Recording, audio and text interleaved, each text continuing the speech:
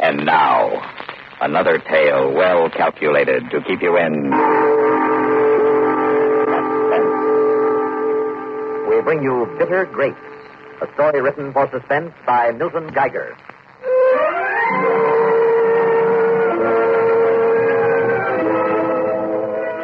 It's a very big drugstore, and it has everything.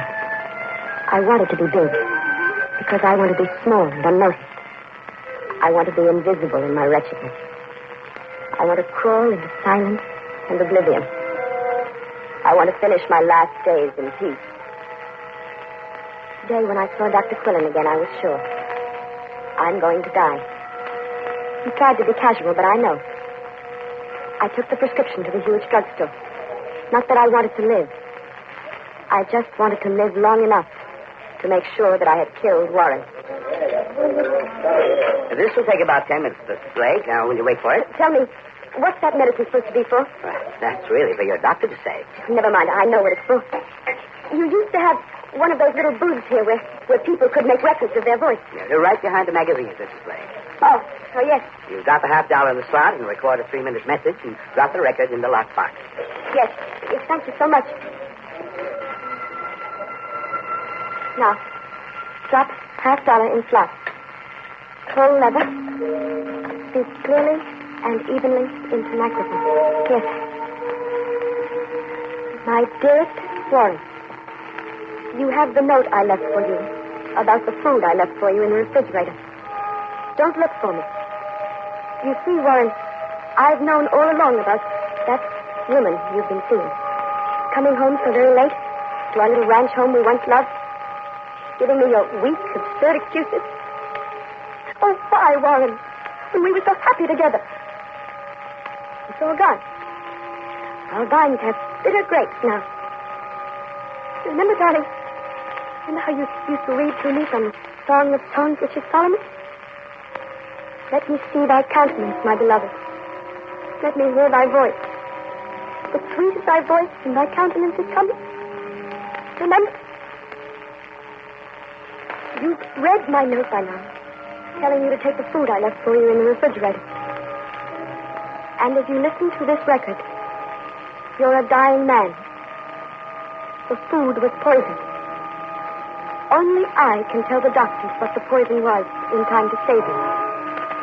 But I'm dying, and I want you to die. I'm so sorry, Warren, darling. Oh, the little foxes that spoil our vineyard. Bye, my darling. I had to do it. I had to do it.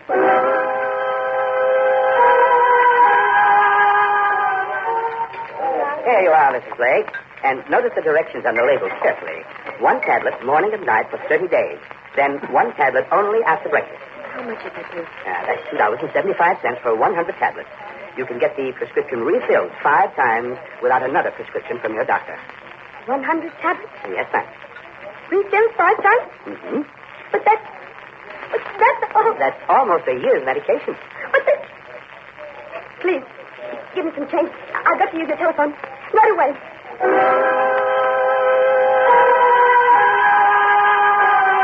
Dr. Quillen, I must ask you a blunt question. Go ahead, Mrs. Blake. I told you in your office an hour ago that I've been feeling worse lately. A sense of impending death. Now, you've been a very bad girl about following my orders for a quieter emotional life, Mrs. Blake. Then I was right. I am going to die. Now, Mrs. Blake... Well, admit it. Tell me I'm going to die. On the contrary, like so many heart patients, you can live sensibly to a ripe old age. But that's impossible. You are contradicting, if I may say so, one of the leading heart specialists. Oh. He's gone. I've got to die now. The police will hear that record. They'll come after me. I've got to get the record back. All set, Mrs. Blake. I put your medicine in this envelope. It's quite a small vial. About that record I just made in your booth? Oh, it'll be picked up and stamped downtown, Mrs. Blake. I know, but... Well, I just spoke to somebody on the phone, and now the message on my record sounds just too ridiculous. I'd like to get it back, please. Now, I'm afraid I can't help you there, Mrs. Blake. Well, it's my record, isn't it? Yes. I want it back. Well, it isn't our machine. The man who collects the records has the key. All right. When are the records collected then? The man isn't due until around noon tomorrow. I can't wait until then. I couldn't bear it. I've made plans to go east, and they can't be changed. I'm sorry. Hurry. Hurry isn't enough. Only one thing I can do. I wander among the shelves of pot scars and light bulbs and whatnot and find a heavy screwdriver. I go into the record booth again. Close the door. I pry at the box that holds the records. Then the cover shapeless. It won't open. Useless. I've got to wait until tomorrow.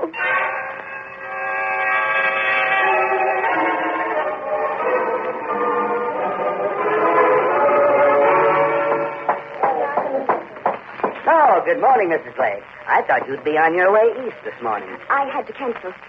So I thought I might as well come back and pick up that record. You said the serviceman will be here at noon? Oh, he's already been here. Been here? But you told me he wouldn't be here until noon. Well, I know, but somebody tried to jimmy the record box yesterday shortly after you left. The man had to come out early this morning to fix it. Somebody, Jimmy. Are you all right, Mrs. Blake? Can I stop my record before they put it in the mail? Can I telephone them and stop them? It's important. You might try. The magazine stand there has the number.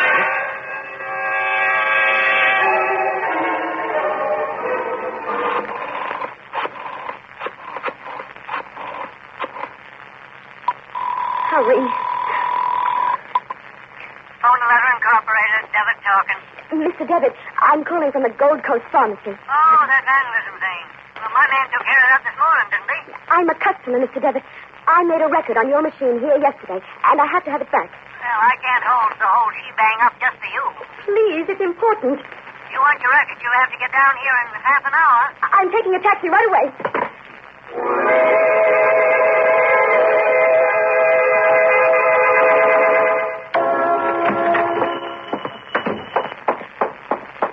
Hello, I'm looking for a Mr. Devitt. You got him. I phoned you an hour ago about my record. Yeah, the records are going out, lady. But I told you. I couldn't hold them any longer, lady. All right, where did you mail them? Not me. Leonard.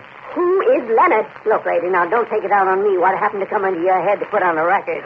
Where did Leonard mail the record? You got me. But don't you know? With $1 million boxes around? Ask Leonard. Well, where is he? Well, this is his day at the races. He's gone for the day. Oh, I don't know what to do. What shall I do? Well, I don't know what's in this here record you sent. The party you send it to. I sent it to my husband. Wouldn't the postman give me the record if I wait for him at the collection box? Not a chance. How far does the record go? I mean in miles. About 60 miles. So, okay. You just be waiting for the mailman when he delivers your mail, that's all. That's simple. I didn't send it to our home. I wanted to make very sure that nobody but my husband could hear it. I sent it to his box number. In that case, lady, you are but dead. Don't say that. Of course, there might be one chance. Tell me. We put the records in a big cardboard box and park them on top of the mailbox. That way we don't hog the whole mailbox to ourselves. But you don't know which box. That's the heck of it, ain't it? Now, what are you going to do, lady? Check them all?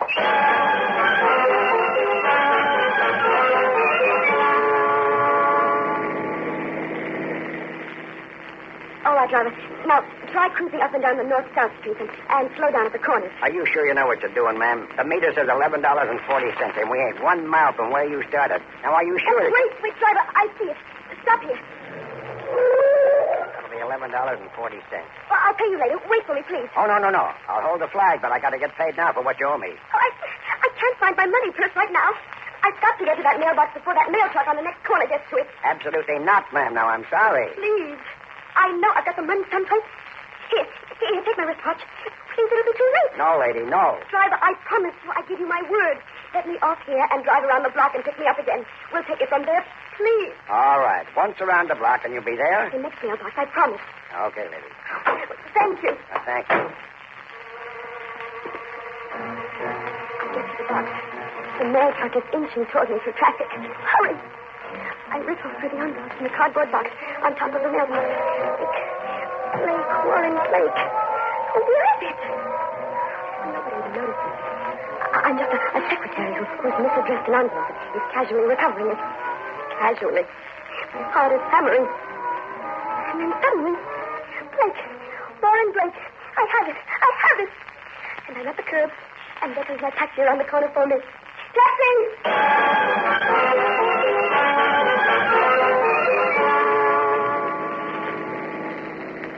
You see, driver, I didn't run away, did I? You see, my money purse slipped into the cuff of one of my gloves. See, here. All right, fine. Where to now? Oh, well, first, I want to stop at some music store where I can rent a portable record player. I know just the place for a portable record player. And then I want to go to my hotel. I want to listen to something. I've got to make sure.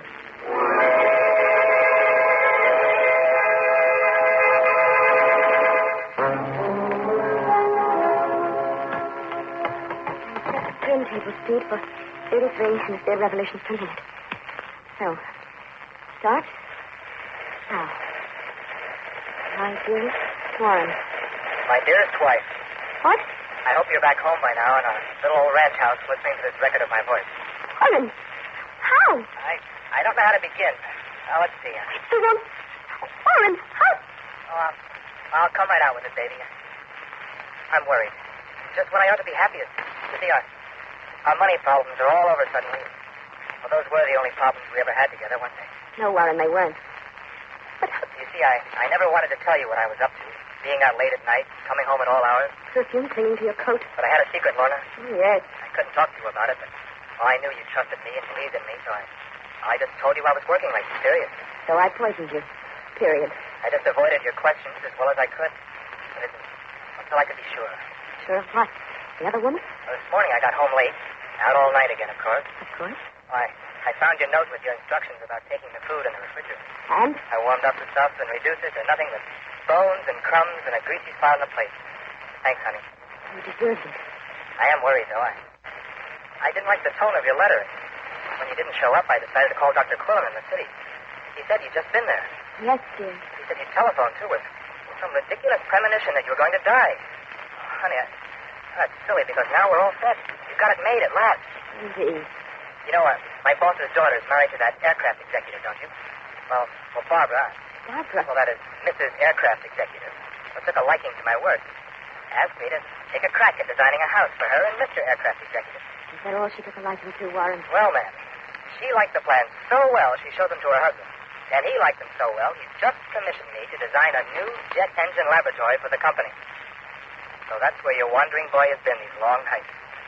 Now it can be told. I've been working with Barbara Aircraft Executive so I'd get just what her husband likes in a home and a plant and hit the jackpot. Oh, Warren. I didn't want to raise your hopes until I was sure. I came home full of the big news. Then I found that note of yours. Started to get real worried. Kitten. I decided to drive into the city. Well, then I traced you to that big drugstore where you get your prescriptions filled. Oh, Kitten. The druggist said you'd been there all right. Said you'd used the record-making machine they've got there. So I thought it'd be a nice idea to use it myself. How am I coming over, honey? This is the Columbia Broadcasting System. Darling. No fooling, though, Lorna. Are you okay? Oh, forgive me. I keep phoning you at the ranch, but no answer. I'll keep on trying to reach you, but I want to get this into the record. Have you got a pencil and paper handy? In my purse. Oh, wait. Yes. You ready? Ready, darling. Now take this down. Reading 2311. Got it? RE2311. Ready? 2311. That's the telephone number of the hospital I'm going to be in town. Hospital. I'm feeling queasy since I ate that stuff you left for me. No criticism intended. Oh, Warren. Probably just the excitement and strain I've been under sweating out this big thing. Anyway, the doctors at Suburban General are going to start tests as soon as I check in. Ma'am. Tests? Well, that's about all. Tests will take too long. I don't have enough record left to say anything more than I love you, darling. Oh, I love you. I love you. Oh, my dove that art in the cleft of the rock, in the covert of the cliff. Let me see thy countenance. Let me hear thy voice. Remember? Oh, forgive me. Oh, there goes the red light. Time's up. Oh, no. I'll be seeing you, baby. Now remember the number. Reading 2311. I love you. Warren. Warren, you'll die. I didn't know. I didn't understand. I was ill and desperate, and I loved you so. Forgive me. I poisoned the food. Forgive me. Telephone. Say it. Tell the doctor what I gave him. You ready? Ready, two, three. I can't.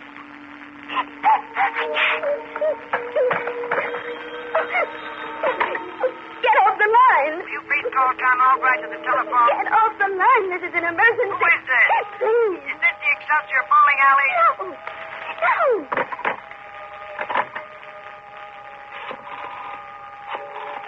Boxes. Boxes. Suburban General Hospital. Hello? Hello, this is Suburban General Hospital. Hello? The boxes. The little boxes. Hello, is something the matter there? Hello? Can you speak up a little, please? My heart. I'm sorry, I still can't hear you. Would you like to ring the operator and ask for a better line? No. No, there isn't time. Who is this, please? This is Warren Blake. Is something the matter? I must talk to Mr. Blake at once. One moment, please. Let me see thy countenance. Let me hear thy voice, oh, Warren. Let me hear thy voice. Let me... Mona, baby. Hi, darling. How are you? Hello, darling. I'm fine. Don't talk, darling. Let me talk to your doctor, darling. Right away.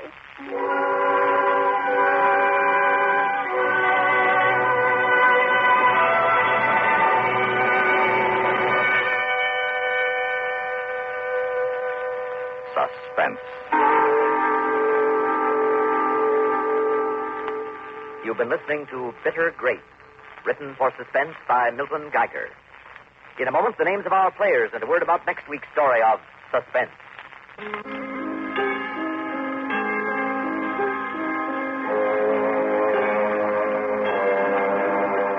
Heard in tonight's story were Rita Lloyd as Lorna and Bill Meader as Warren. Others in the cast included Arthur Cole, Edwin Wolfe, Terry Keane, John Seymour, and Edgar Staley.